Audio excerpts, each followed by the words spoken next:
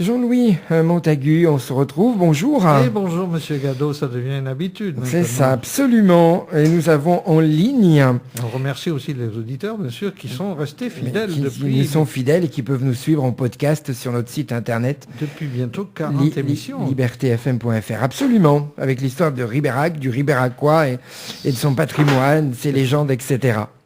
Nous avons en ligne, c'est notre invitée, Maïté Etchechouri. Bonjour madame. Oui, bonjour. Merci de nous accorder quelques minutes. Vous êtes conservateur général du patrimoine. Vous dirigez les archives départementales à Périgueux, qui sont situées rue Littré. On va parler de l'importance des archives et du patrimoine à travers ce lieu. Jean-Louis. Oui, d'ailleurs, pourquoi ce passage par les archives? Moi, je tenais à rappeler que c'est Madame Balou qui m'avait donné le goût du travail sur les archives vis-à-vis d'une municipalité, dont celle de Périgueux. Et grâce à elle, j'ai redécouvert Périgueux que je croyais connaître. Donc c'est elle qui m'a conseillé, après un intermède de maladie, elle m'a conseillé de m'adresser à vous, madame. Ben écoutez, avec plaisir. Martine Balou est une amie et une habituée des archives, mais c'est vrai que ces temps-ci, on a tous un peu de mal à se voir et à se rencontrer. Alors, les archives départementales, une histoire, je suppose, en plus de l'histoire qu'elle recèle. Ah bah oui, enfin les archives départementales ont été en fait créées sous la Révolution, en l'an 5 précisément, et l'idée des législateurs de la Révolution, c'était qu'il y ait dans chaque département un endroit où on rassemble les documents qui concernaient l'histoire de ce département. Alors, ils avaient bien sûr en tête l'idée de rassembler tous les documents du régime supprimé, hein, donc les archives des nobles, les archives des établissements religieux qui avaient été supprimés. Donc ça, c'était au début. Et aussi avec quelque chose qui est très intéressant et qui est quand même qu'il faut toujours rappeler, c'est l'idée que ces documents étaient à disposition du peuple, hein, puisqu'à l'époque on parlait du peuple, de la nation, et que l'accès devait être gratuit.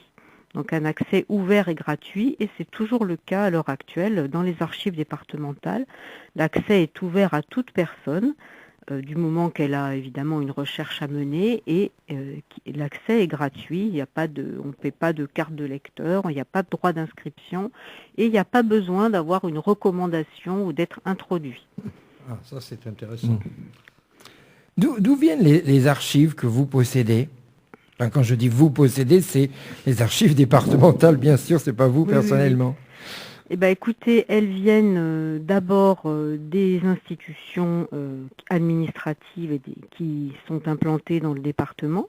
Donc ça, c'est généralement le cœur des collections que nous conservons, des archives publiques, donc qui peuvent être produites par les services de l'État, par les conseils départementaux, en dépôt par les communes de moins de 2000 habitants, et par les établissements publics qui peuvent exister sur le territoire du département.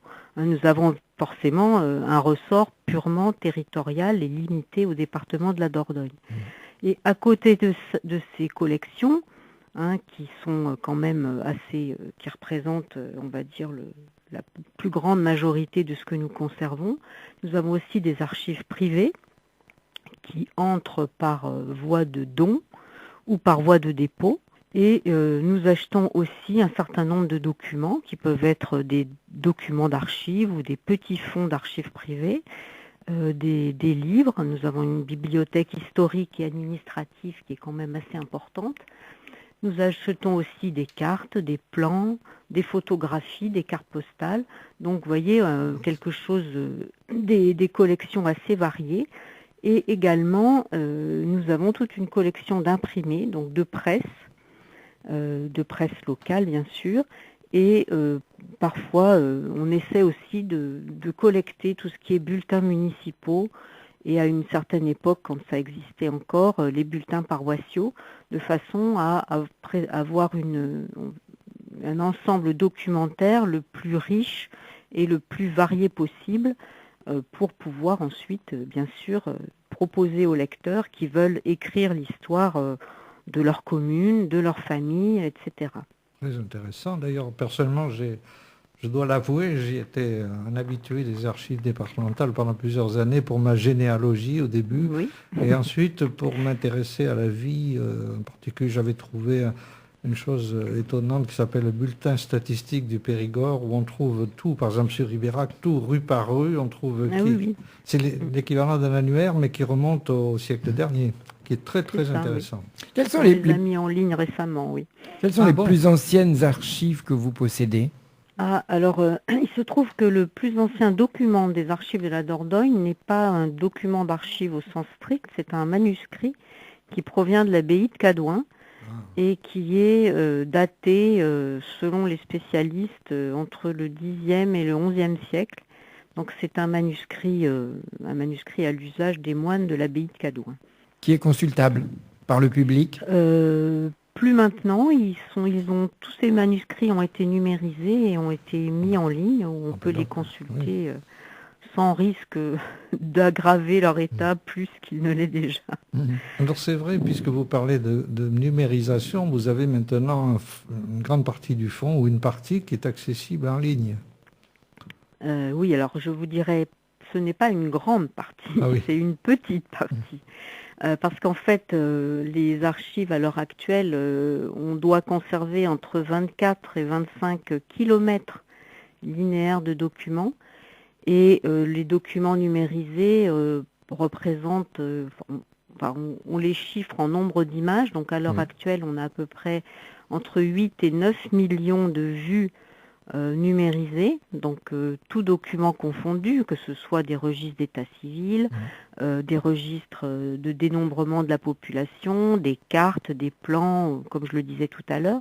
Donc en fait, on essaye de numériser et de mettre en ligne petit à petit des documents pour deux raisons. D'abord, une première raison, ce sont des documents qui sont très demandés et la consultation trop fréquente de ces documents les abîme. Donc ça, c'est une raison de protection, bien sûr. Et la seconde raison, c'est pour mettre à disposition du public des ressources dont ils ont besoin. Vous avez parlé de généalogie tout à l'heure. On a mis en ligne très tôt les registres d'état civil. Donc là, jusqu'en 1902, on est en train de travailler à la numérisation de la tranche suivante. Nous avons aussi mis en ligne les dénombrements de population, donc les recensements. Et petit à petit, on est en train de numériser les répertoires des notaires qui seront aussi petit à petit mis en ligne. Donc je dirais que au fur et à mesure qu'on fait ce travail. Un document que vous avez mis en ligne il n'y a pas longtemps sont les registres matricules de l'armée que nous utilisons beaucoup, nous, ici.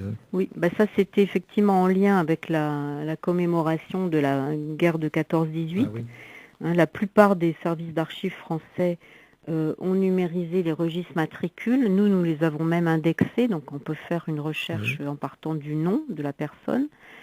Et récemment, on vient de mettre en ligne la tranche antérieure, donc qui n'avait pas été numérisée parce qu'elle ne concernait pas directement des classes ayant fait la guerre de 14.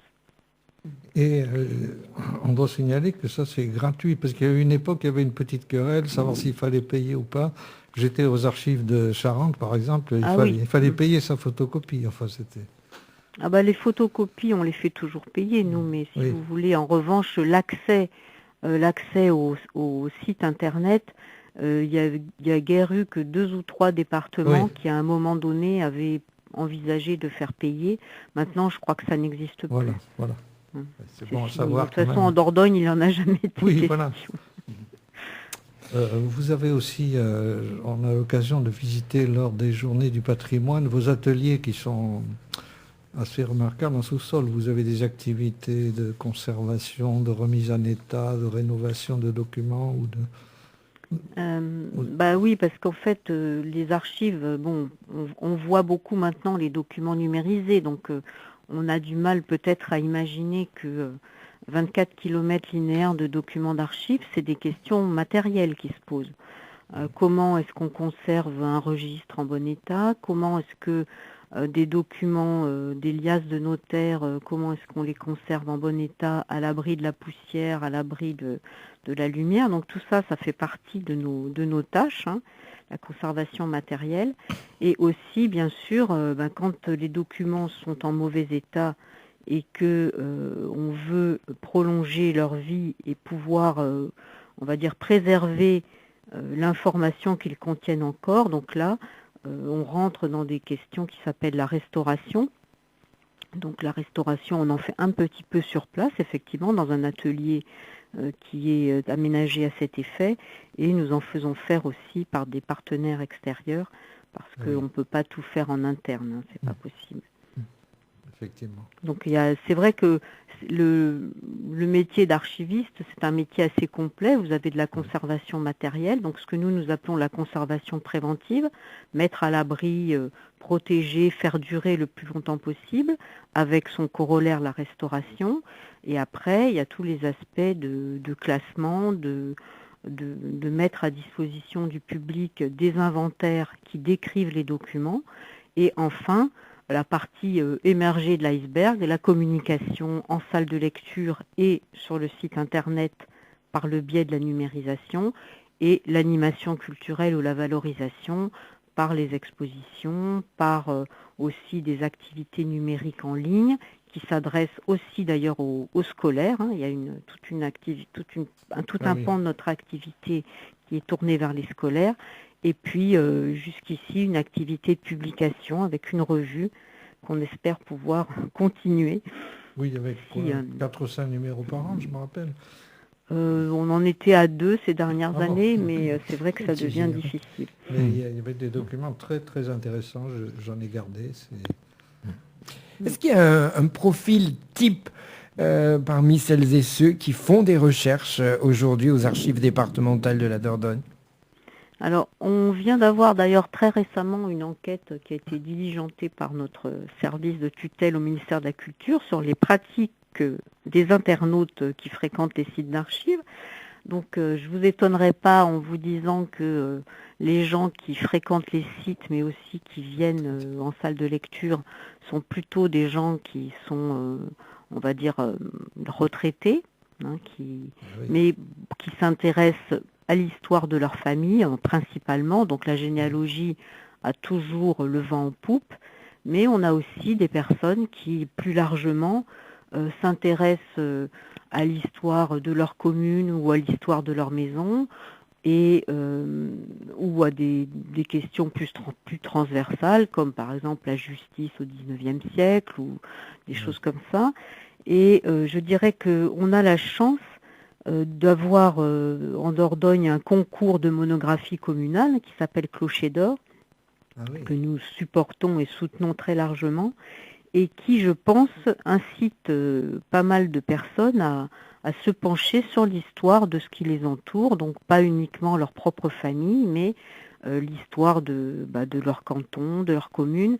Et ça, je pense que c'est une très bonne chose. On aurait pu concourir, d'ailleurs, on ne savait pas. Mais Ribérac aurait pu, pourquoi pas. Bon, enfin, voyez ce qu'il vous reste à faire, Jean-Louis Montagu. Hein, voilà. Alors simplement, un petit point aussi, je souligne qu'ici aussi on a des familles nobles, il y a des histoires de succession, qui cherchent leur généalogie. J'ai une amie que j'ai rencontrée aux archives d'ailleurs, peut-être l'une des rares ribéracoises qui était régulière, qui voulait montrer qu'elle descendait d'Henri IV. Bon. Ah oui. Alors ça remontait, elle a du boulot. Je ne sais pas si elle a terminé. Oui. À une époque, vous aviez ceux qui voulaient montrer qu'ils remontaient à Charlemagne. Ce qui est à la limite plus facile parce que, étant donné la population à cette époque-là, il y a plus de chances que tout le monde descende plus ou moins de Charlemagne. Mais effectivement, ça me permet de rappeler qu'on a aussi, j'en ai un peu parlé tout à l'heure, les archives privées. Oui. On a beaucoup d'archives de famille, bien sûr, mais on a aussi des archives d'entreprise. Et notamment pour le Ribéracois, on a les archives de Géraud Lataille, qui était un négociant de Ribérac et de Verteillac, par exemple, ou des archives d'une imprimerie qui était installée à Ribérac. Donc toutes ces archives-là permettent de compléter l'apport des archives publiques dont je parlais tout à l'heure. Et la famille Postillon, l'ancienne Fabrique de feutres, vous n'avez pas entendu Ah parler? non, ça non. Et pareil, moi j'ai la nouvelle directrice de l'hôpital, de l'hôpital maintenant qui regroupe. Oui, Ribérac, Elle avait double, des documents historiques, j'attends toujours qu'elle me les montre, parce que les Sœurs Moulins, ça remonte à 1740 à peu près. Il y a pas mal d'actes de propriété avant que ça devienne un hôpital public. Mhm. Voilà. Oui, on est aussi compétent d'ailleurs pour travailler avec les hôpitaux. C'est vrai qu'en ce moment, on a pas mal de contacts. Enfin, on est si vous voulez, on est toujours, on fait le grand écart entre le Moyen-Âge et le 21e siècle, parce que les archives départementales sont compétentes aussi, bien sûr, pour les archives en cours de constitution, qu'elles soient papier ou qu'elles soient électroniques maintenant, de plus en plus. Puisque vous parlez de la version électronique, comment imaginez-vous les archives dans 300, 400 ans, alors qu'aujourd'hui, il n'y a plus grand-chose qui soit finalement concret, mais que tout devient virtuel? Écoutez, 300 ans, je ne sais pas. C'est vrai qu'à l'heure actuelle, dans le métier d'archiviste, on est une espèce de croisée des chemins, parce que il faut qu'on adapte nos méthodes avec de nouveaux documents, qui sont même plus des documents, qui très souvent sont des données. Donc on est tous en train de développer des outils à la fois techniques mais aussi conceptuels et méthodiques pour être en mesure de recueillir, de recevoir ces documents-là, et aussi être en mesure de retrouver quelque chose dedans. Parce que quand vous avez par exemple une étagère remplie de boîtes d'archives, même si vous n'avez pas un papier qui vous dit ce qu'il y a à l'intérieur, vous pouvez toujours vous dire, j'ouvre les boîtes une par une et je vois ce qu'il y a à l'intérieur. Quand on va se retrouver avec des archives numériques, ça va être beaucoup plus difficile d'ouvrir chaque document ou chaque répertoire, chaque fichier pour voir son contenu. Voilà, donc on travaille là-dessus. Après, je m'excuse, mais effectivement, certains nous prédisent que certains CD-ROM ne seront plus lisibles parce que le fichier PDF, le format n'existera peut-être plus. Alors. En fait, le problème des supports, on sait depuis longtemps que les CD-ROM et les DVD, c'est pas des supports de conservation. Donc nous, on travaille même pas là-dessus, si vous voulez. On travaille directement maintenant avec des serveurs de fichiers sécurisés et des copies sur bande magnétique, ce qui va peut-être vous étonner, mais la bande magnétique, recopier tous les 5 ans, c'est encore un très bon support de conservation. Mais c'est vrai que le défi, ça va être ça, d'organiser ces informations et surtout de ne pas tout prendre, parce qu'on ne pourra pas, de la même façon que en archive papier, on est loin de prendre toute la production administrative qui est faite, et de la même façon pour les archives numériques, il est très probable qu'il faudra qu'on soit encore plus drastique, parce que sinon plus tard on pourra rien chercher et rien trouver, tellement les masses seront énormes. Oui, sûrement. Donc c'est vrai, c'est une question qui est intéressante et qui se pose, et avec un corollaire tout de même, c'est que par exemple à l'heure actuelle, nous archivons ce qui est produit papier par les administrations du département, mais que maintenant, beaucoup d'applications, on va dire de gestion administrative, sont pilotées en fait dans les ministères par exemple, et on sait très bien que ces données-là seront archivées au niveau central et non plus au niveau départemental comme maintenant. Donc, autre corollaire de cette question-là, comment fera-t-on pour accéder localement, à Périgueux par exemple, comment fera-t-on pour accéder aux archives concernant le département qui se trouveront conservées dans des serveurs et des bases de données nationales. Dont certaines, on a vu récemment, peuvent prendre feu. Ça arrive, oui. Oui.